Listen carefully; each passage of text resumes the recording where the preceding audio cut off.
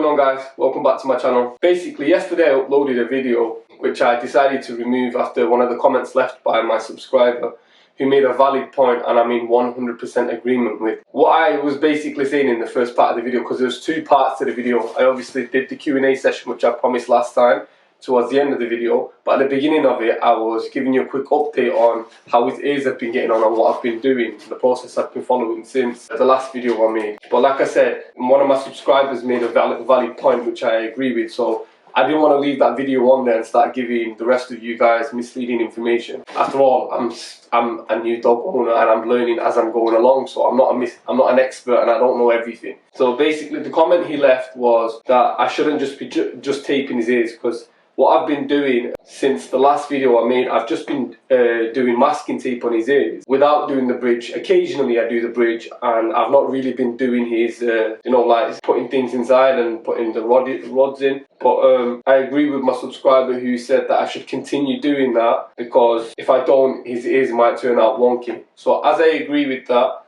I decided to remove the first part of the video and just give you guys an update and tell you that even though I've been just doing masking tape on his ears and clearly it's been working, as you can see, look, touch, look, touch, look. As you can see, his ears are getting on much better than before, but I don't want to take the risk of his ears being wonky, so I'm going to agree with my subscriber and I'm going to continue bandaging his ears. Anyway, with that being said, I'm going to skip this part of the video and I'm going to edit the Q&A session back in, because like I said, I already did the video. I just made a little bit of a mistake, so I don't want to give you guys misleading information. So here we go, let me just cut in the Q&A session. So for the second part of this video, guys, I'm going to be doing the Q&A session as promised last time. I'm going to be answering a few of the questions that you guys have left. Well, I'll try and answer them all. There's not that many, to be honest. So let's get straight to it. By the way, just to sidetrack for a minute, if you hear any chomping or any weird sounds in the background, it's Tux. He's down there on his bone, so just ignore it. Anyway, let's get straight to it. Right, so the first question we have here is from subscriber called was there. He says, does Tux have a TikTok or Instagram? He does technically have a TikTok channel, but I'll be honest with you, I'm not a TikTok type of person, so I'm not really keeping up to date with it, so I've kind of deleted the page. Well, the account's still active, I think, but I'm not really on it anymore, so it's not exactly relevant. But he does have Instagram. He's got a Facebook page as well, but I don't really use that much. But there is an Instagram channel, I'll tag it here down below. So obviously if you want to follow him on Instagram, we'll really appreciate the support. I'll try and start posting more pictures and showing you how he gets on. So yeah, he does have an Instagram page. Okay, somebody else asked the question. They said, is Tux purely a pet? Brackets, no plans to use him for work. Now, I like that you asked that question, Andy. He's not just a pet. His first mission is to be a guard dog, so I'm going to be getting him to protection work. Obviously he's still young and he's still a pup, so I can't exactly be too strict on him in regards to being like a guardian type of figure, and he can't be a protection type of dog as of yet. He doesn't have it in him. But he is picking up on it like naturally, where he's being a bit overprotective. He's barking at like unknown sounds, or people that look a bit dodgy at night times. He's got it in him, of course, but like I said, he's still a puppy. I'm going to let him grow a little bit. I'm going to build that bond with him. So I'll be honest with you, I didn't want to treat him as a pet because religious reasons, cultural reasons, there's a lot of controversy in regards to keeping a dog as a pet. But like personally, I believe that I'm not going against my religion. Of course I'm keeping him as a working dog, because in our religion, in Islam, we're not allowed to keep a dog just purely as a pet. He has to have an objective, so he has to be a working dog, whether he's a guard dog or a guide dog or some sort of job like herding cattle or whatever. He has to have a motive. So yes, he is going to be a guard dog, he's going to have a job, and he's going to be definitely a working dog, but because he's still a pup, I have to treat him as a pet a little bit, give him a bit of love. Not that I wanted to, but my missus has influenced me to do so. But yeah, so I like that you asked that question, so cheers. Next question is, has potty training been easy? Has there been many accidents? Now, when we first arrived, because we was living in a flat this before we moved into the house, I'll be honest, it wasn't the fact that he was having accidents. He had probably 3 accidents, as in he had a wee 3 times in the house, and he only had 1 poo. Well, 2 diarrheas to be precise, but that's over the course of a month. So that's not that bad, to be honest with you. And technically speaking, it wasn't his fault, it was mine, because the wee problem is because I wasn't taking him out every couple of hours when I was supposed to. So that was basically my fault. And the poo, and when he pooed twice, it's because I was feeding him the wrong things, or I think I switched over his diet from a kibble to raw, so his stomach acids it was just about getting used to it, so he had a bit of diarrhea. So he had a couple of accidents, but it weren't major, and I knew it was my fault, so I couldn't exactly blame the dog. Potty training, oh my god, I didn't even have to do anything. I swear to God, I just take him out when I'm supposed to take him out. He walks near the grass or whatever, and I just kept saying, no, I didn't even say anything. He'd just go casually wee or do it himself, and then when he'd do it, that's when I'd start giving a verbal cue and start saying potty. And it sucks. So yeah, he's really good at potty training now. Like we're in the house now. Like obviously every couple of hours, even all night, he goes 8-9 hours now without doing anything. And then when I wake up in the morning, I'd open the back door, let him out, say potty, potty. He goes and does his business, and there you go. Happy days. So yeah, it's been quite easy and straightforward with this dog.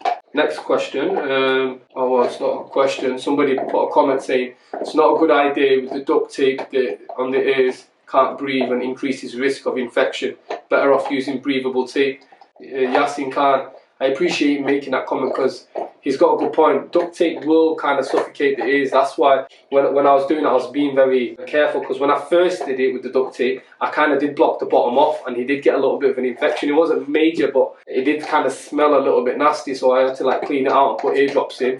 So yeah, it's a good point. It can cause infection. So I stopped when I was using the duct tape. I stopped doing it at the bottom, so I just only do it at the top, so at least the air can go into the ear canal. But yeah, that's a good point. I appreciate that. Next one.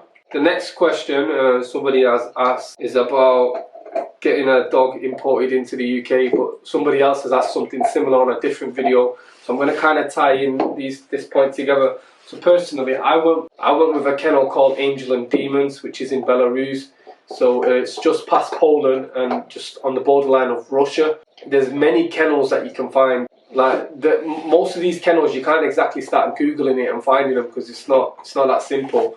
The place where you find them is on Facebook. I know it doesn't sound professional, but from their perspective, it's easy to communicate with all types of clients, because think about it, Facebook's it's an open server for anyone to communicate on. You can speak to people from all over the world and you don't have to pay anything.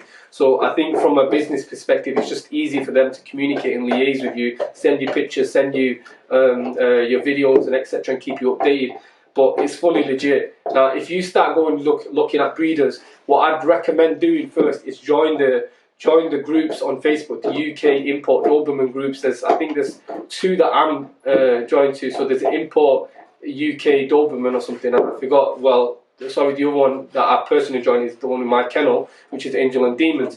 Now what I did is I stayed in these groups for about a year, and I was watching what was going on in the groups, because obviously I'm not going to just cough up 3-4 grand to pay for a frigging dog, and then what if you transferred the money and it never came? It's not like you can chase them. Do you understand? So I totally get it if you're going to be skeptical about just sending money to someone overseas. Personally, I didn't want to do that first, but that's why, like what I did, because I'm a bit of a paranoid guy, I gave it about a year watching these people, if they looked legit. So the people that were in these groups, they was genuinely from the UK. So I'd contact a couple of them and asking them about their process and what kennels they used, and it genuinely seemed legit. So I boiled it down to three breeders that I wanted to go with. So the first one that I was going to go with was in Serbia. I think it's called Dark Canines. Now, initially, when I was going to go with them, what happened is he told me that he couldn't get my dog to me till after Brexit. So I think he said February time or end of Jan. And personally, I didn't want to risk it, because with Brexit going on, I didn't know what was going to happen. So I went with a different kennel that was ready, and it was a bit more pricey, but I got a good quality dog and a good breed. I mean, good bloodline. Well, a solid bloodline, shall I say. And that kennel, like I said, it was called Angel and Demons. And the woman was very straight up. She was easy to work with. She kept me updated regularly. She was very, very busy, so I really appreciated her time to still message me and send me pictures and stuff. Yeah, so that's the kennel I went with. Most people I've heard of in the group now, from my personal experience, obviously you get a couple of kennels that they'll quote you about between 1,200 to 2 grand.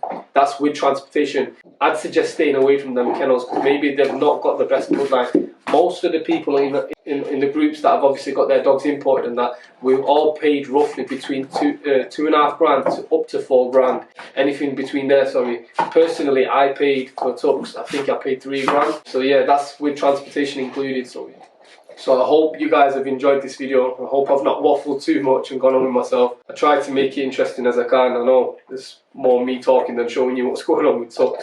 Don't worry, in the next video I'm going to be showing you some of the things that he's been getting on with and some of the things that he's been learning and our progress with training. As always guys, if you guys have found this video useful, helpful or anything, and you do want to show some support and love, please hit that thumbs up, subscribe to the channel, and until next time, peace out.